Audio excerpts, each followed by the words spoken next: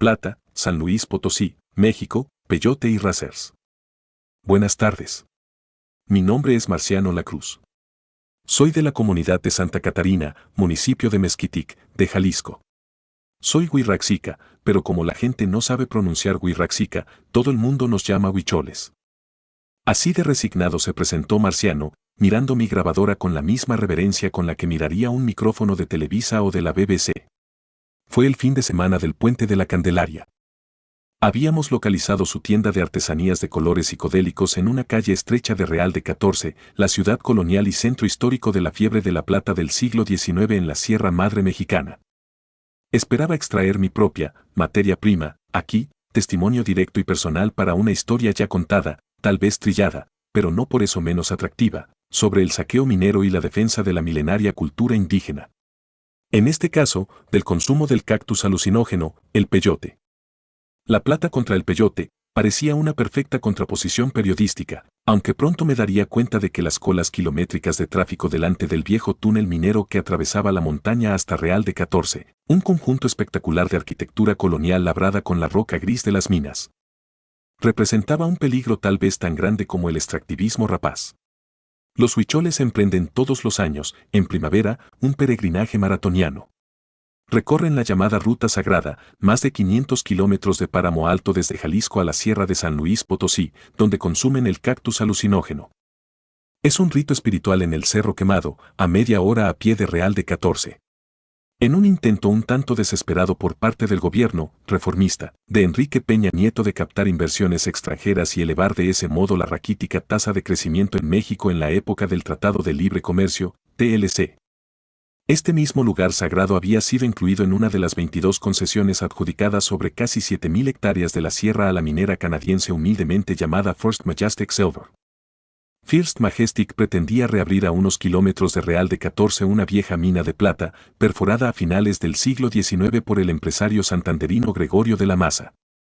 Sin embargo, por respeto a la cultura huichol, 130.000 hectáreas en el entorno del Cerro Quemado habían sido declaradas territorio protegido por el Estado de San Luis Potosí, con el respaldo de la Constitución mexicana. Se había pactado con los campesinos en los ejidos, antiguas explotaciones colectivas de la Revolución, normas para permitir algunas actividades de producción agrícola y ganadera. Pero la minería estaba prohibida.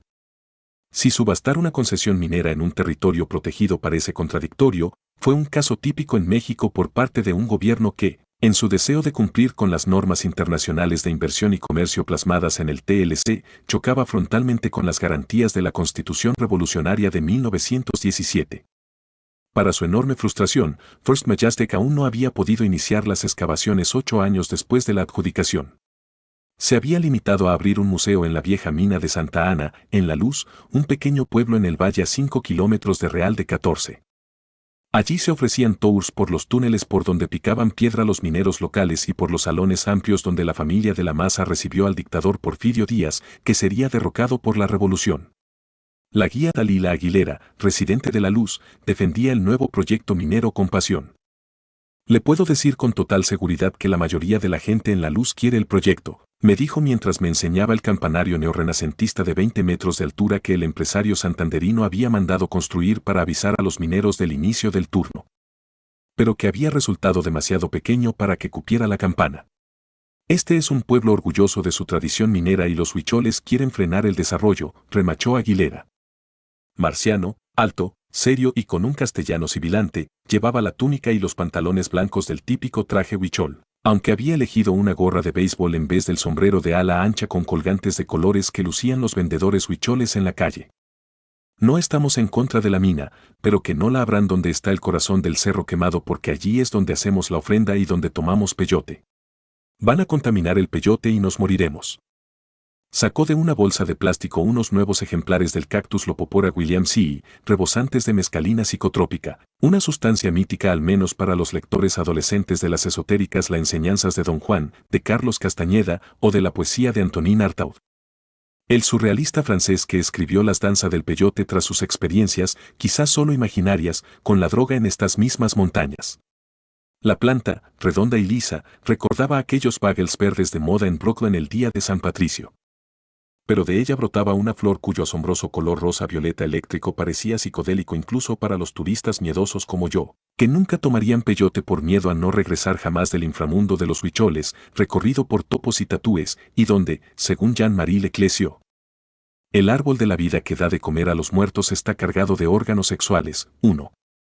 Marciano, en cambio, hablaba del viaje al mundo prohibido del inconsciente de Artaud, Buñuel y los surrealistas con una sencillez absoluta, casi rutinaria, como si se tratara de una visita al gimnasio para una sesión de pilates. Para nosotros el peyote es una planta sagrada. Te purifica, te limpia, tienes visiones y te conectas con la naturaleza, con las plantas, con los animales y con las estrellas, me explicó. Menos mal, reflexioné, que Emiliano Zapata y Francisco Villa, un siglo después de sus hazañas revolucionarias y muertes heroicas, seguían cerrando el paso a los bárbaros del norte, ahora disfrazados de canadienses con sentido de responsabilidad social. Pero conforme Marciano iba profundizando en el asunto, me di cuenta de que existían otros peligros para los huicholes más difíciles de definir que la mina de First Majestic. Peligros que provenían del materialismo insidioso del siglo XXI, aunque se hiciera pasar por espiritualidad. Me empezó a dar instrucciones innecesariamente detalladas sobre cómo recoger el peyote, lo sacas arribita de la raicita y tiene cáscara. Hay que limpiarlo bien, quitarle los pelitos en la parte de arriba porque esos te hacen daño y tienes que masticarlo bien. Pero lo importante es dejar la raicita, mucha gente está cortando toda la raíz y el peyote tarda 15 o 20 años en crecer. Me di cuenta de que la insistencia en la protección de la raíz debía de ir dirigida a mis lectores, que, al igual que los turistas de la novela de Paul Theroux Blinding Light, buscaban la liana alucinógena ayahuasca en la selva ecuatoriana y podían apuntarse a un peor y chor en Real de 14. Mientras hablaba se oyó un rugido de motores de 1000 cilindros y deslumbrantes haces de luz penetraron en la tienda iluminando los pájaros, las tortugas y las serpientes de los textiles psicodélicos de los huicholes. Eran los racers, vehículos todoterreno repletos de focos y barras de acero inoxidable que acababan de cruzar el desierto para disfrutar del puente. Sus pilotos, hombres cuarentones vestidos al estilo del campeón automovilístico Fernando Alonso, se entremezclaban en la calle con los turistas europeos y estadounidenses que, tras comprar las necesarias prendas huicholes, buscaban al guía chamán que los llevaría al desierto para probar nuevas experiencias trascendentales. Mi reportaje sobre los bárbaros invasores acababa de encontrar nuevos protagonistas. La historia de los huicholes de Nayarit y Jalisco era la de una resistencia feroz ante los invasores. Hasta Leclésio, cronista de las rebeliones indígenas en todo México, se muestra impresionado por el salvajismo de este pueblo guerrero, cuya destreza con el arco y la flecha podía rivalizar con los arcabuces, ballestas de cremallera y cañones de los conquistadores. Pero no eran únicamente las puntas de obsidiana untadas de veneno paralizante las que explicaban la resistencia sin miedo de los huirraxicas. También ayudaba el peyote. Permitía a los huicholes trascender la efímera vida material. Para los nómadas de la zona árida, al igual que para los mayas de Yucatán o los celtales de Chiapas, la religión es ante todo una revelación que se alcanza a través de las visiones, los sueños y las danzas, una religión de éxtasis. Y el peyote era el vehículo al éxtasis. El peyote, la datura y los hongos alucinógenos favorecen la exaltación de los indios y les fortalecen en la idea de su invulnerabilidad, como el hachís en las guerras árabes, proporcionan la ilusión de la inmortalidad y la fuerza para un combate sin esperanza. ¿Qué duda cabía, así pues, que al enfrentarse a los huicholes las mineras canadienses habían topado con uno de los adversarios más tenaces? Quizá gracias a las propiedades envalentonadoras del peyote, los huicholes se consideraban, aún a principios del siglo XXI, el pueblo mejor organizado de las 50 etnias indígenas de México. Acostumbrados ya a blandir la pluma en vez de la flecha, muchos jóvenes de la tribu habían asistido a universidades en México y Estados Unidos para estudiar lingüística y defender su lengua y su escritura. Lógicamente, First Majestic no estaba acostumbrada a lidiar con indios universitarios. Pero las multinacionales mineras contaban con muchas otras venas de plata por explotar gracias a concesiones de hasta 100 años de duración y con royalties casi inexistentes. Unas condiciones más generosas para las empresas mineras que en tiempos de la colonia. Las inversiones de First Majestic formaban parte de una auténtica invasión de capital minero canadiense en toda América Latina impulsada por un gran pool de capital especulativo en la Bolsa de Toronto, que proporcionaba capital riesgo a las empresas junior de exploración para la búsqueda frenética de oro, plata, cobre y zinc. Las multinacionales canadienses habían invertido unos $20,000 millones en la extracción de oro, plata, cobre, zinc, platino y otros metales en México, el 70% del total de las inversiones mineras en el país. Felipe Calderón, el presidente que declaró la guerra contra los narcos y la perdió, entregó concesiones por nada menos que 20 millones de hectáreas a un puñado de empresas mineras, entre ellas varias canadienses. Entre 2018 y 2020 Peña Nieto había pactado otros 65 nuevos proyectos, en su mayor parte minas a cielo abierto con un fuerte impacto medioambiental. El 25% de la tierra mexicana ya estaba licitada en concesiones mineras. Ni siquiera en tiempos de las venas más abiertas de México, cuando Porfirio regalaba el subsuelo a las mineras del colonialismo europeo y estadounidense, se habían firmado tantas concesiones con multinacionales extranjeras. El nuevo presidente mexicano, Andrés Manuel López Obrador, AMLO, pertenecía a la generación de la izquierda latinoamericana que había devorado las venas abiertas en los años 70. Sus planes para recuperar algunos elementos del desarrollismo estaban inspirados en las ideas de economistas heterodoxos de la CEPAL que, a su vez, inspiraron a Galeano. AMLO defendía la reindustrialización de México, en lugar del fracasado modelo maquilador que había creado una importante base manufacturera fundamentada en el ensamblaje de piezas importadas por multinacionales estadounidenses, europeas y asiáticas que luego exportarían el producto final a Estados Unidos. Las maquiladoras se habían extendido desde Ciudad Juárez y Tijuana, en la frontera con Estados Unidos, hacia el sur y San Luis Potosí, y tenían sus parques empresariales atestados de plantas de ensamblaje. Pero no sirvieron para impulsar la economía. De ahí el estancamiento económico y salarial de México durante el cuarto de siglo transcurrido desde la firma del Tratado de Libre Comercio entre Estados Unidos, México y Canadá hasta la histórica victoria de López Obrador en 2018. Es más, AMLO, que había vivido en un pueblo de los indígenas chontales durante su juventud en Tabasco, era un defensor apasionado de los derechos de los pueblos originarios, a los que dedicó su discurso de la victoria desde el Zócalo el 1 de julio de 2018. Pese a ello, buscó un modus vivendi con las mineras canadienses. Tenemos que promover un acuerdo bilateral específico con Canadá para lograr una mayor inversión de las empresas mineras canadienses en México, con salarios justos y cuidado del medio ambiente, anunció durante la campaña electoral de 2018.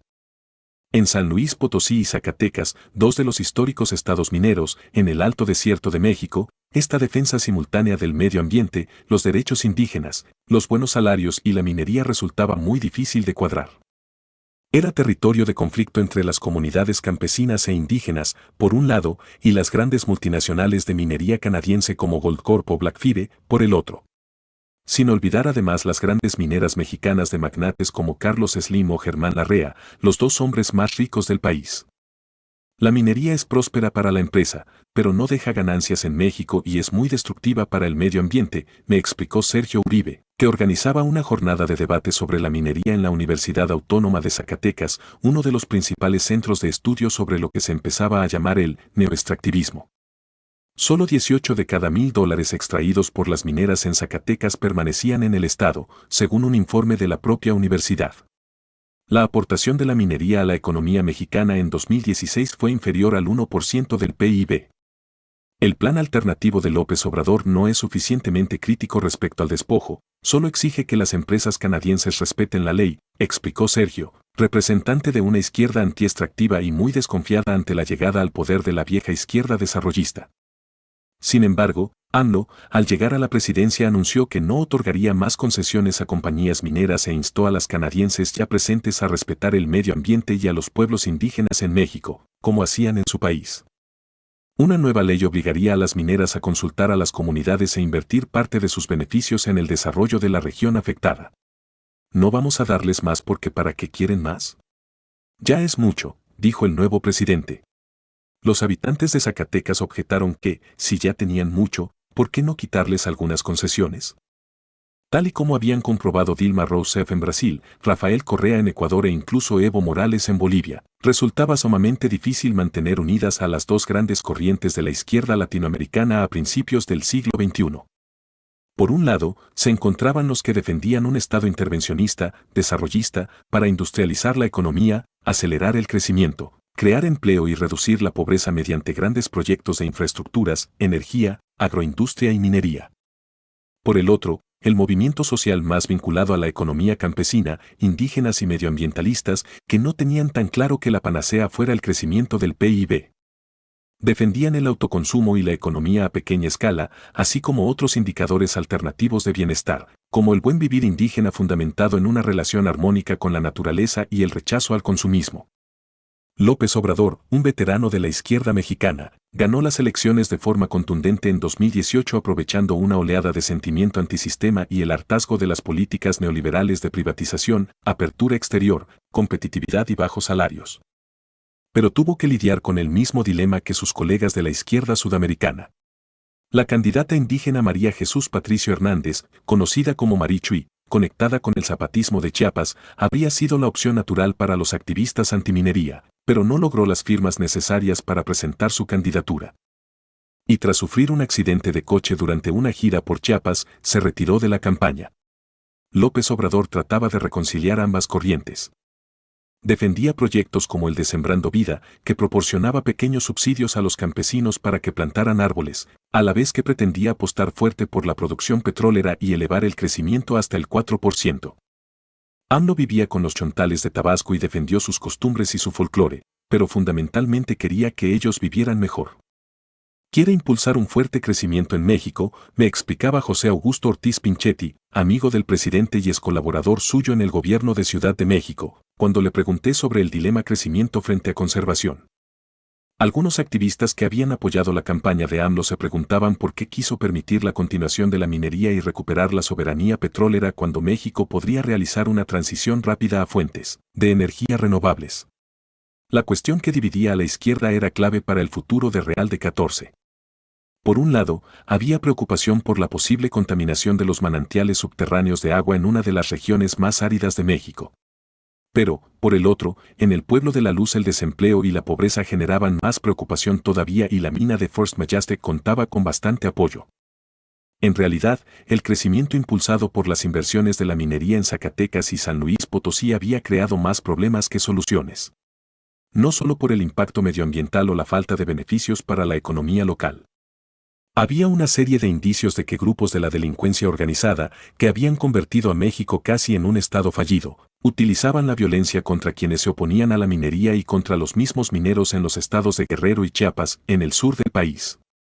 Las multinacionales mineras habían encontrado sinergias de las que jamás se hablaría en la Harvard Business School al lograr acceder a zonas de resistencia antiminera mediante acuerdos de modus vivendi con grupos criminales, especializados en usar la violencia más macabra. Estos grupos ayudaban a aplastar la oposición a las minas.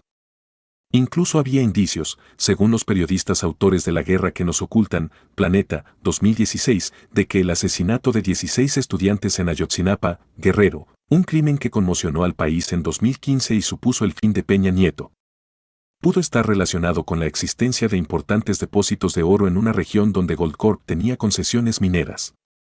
Los estudiantes, hijos de campesinos, se oponían a las actividades extractivas en sus tierras. Sabemos que los narcos se hacen con un tajada cuando las empresas mineras pagan a las comunidades. Yo me atrevería a decir que hay conversaciones serias entre empleados de las empresas y los líderes del crimen organizado para que no haya oposición a la minería, me explicó Sergio en Zacatecas. Cualquiera que fuera el grado de implicación directa de las multinacionales, un goteo imparable de asesinatos de líderes medioambientales, del movimiento campesino, activistas indígenas, dirigentes sindicales y periodistas críticos respaldaba las sospechas de que el crimen organizado estaba despejando el camino a la inversión de las compañías mineras canadienses.